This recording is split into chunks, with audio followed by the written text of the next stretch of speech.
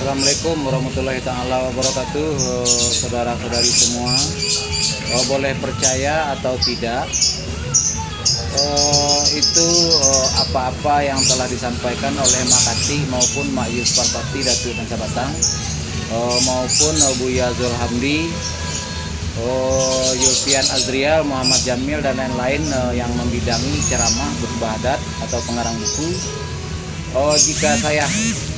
Jika saya hadir di dalam majelis itu untuk berdialog, bertanya jawab, maka akan ketahuan apa-apa yang mereka ucapkan mereka belum mengerti dan belum dimengerti.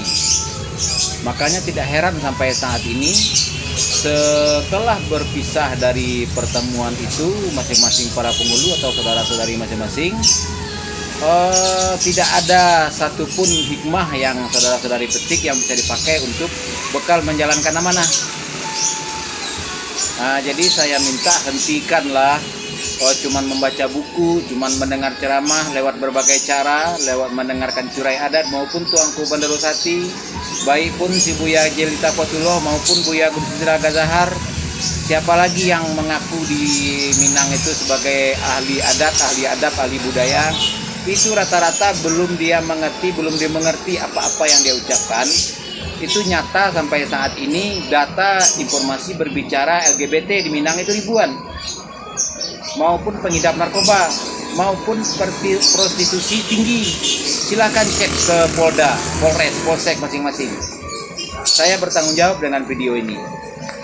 Jadi jelasnya segala sesuatu itu tidak ada yang instan, harus melewati bimbingan hantaran setelah melewati proses belajar. Proses belajar hanya untuk tahu, kalau bimbingan hantaran adalah untuk paham. Nah, seorang pembimbing dan penghantar harus mengawasi yang dibimbing, yang dihantar itu melakukan. Nah, jadi lulus tidak lulus adalah tergantung dari pembimbing dan penghantar. Nah, selama ini perkara ini tidak pernah ada yang memerhatikan, selalu memikirkan infrastruktur, selalu membangun gedung, membangun rumah adat, sarana, sementara orang-orangnya kepalanya kosong, dadanya kosong.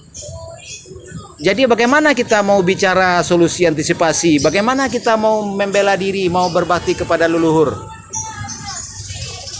Jadi saya himbau, tolong disimak postingan saya. Kalau tidak salah baru 14 kiriman sama ini.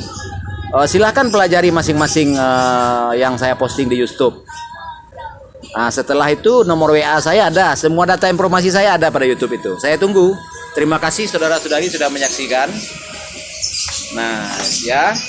Jadi saya minta semua level pemimpin atas nama pengurus DPD, DPP, DPC ranting Ikatan Keluarga Minang maupun Ikatan Persatuan Perhimpunan Minang yang lain, baik di Indonesia maupun di luar negeri, Malaysia, Patani, Brunei Darussalam. Jadi saya minta untuk menindaklanjuti video ini. Kalau untuk materi sudah ada di channel YouTube itu. Nah, itulah alasan kita perlu secepatnya berdialog, bertatap muka langsung. Mohon maaf lahir dan batin.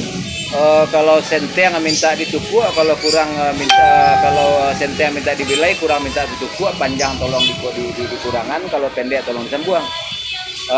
Ambo bukan candi pandai dan nan ilmu, cuman nan kadim nan punyo. Ambo cuman menyampaikan apa-apa yang sebagai bukti kepedulian Ambo. Cukup sekian, terima kasih. Mohon maaf lahir dan batin. Wassalamualaikum warahmatullahi taala wabarakatuh.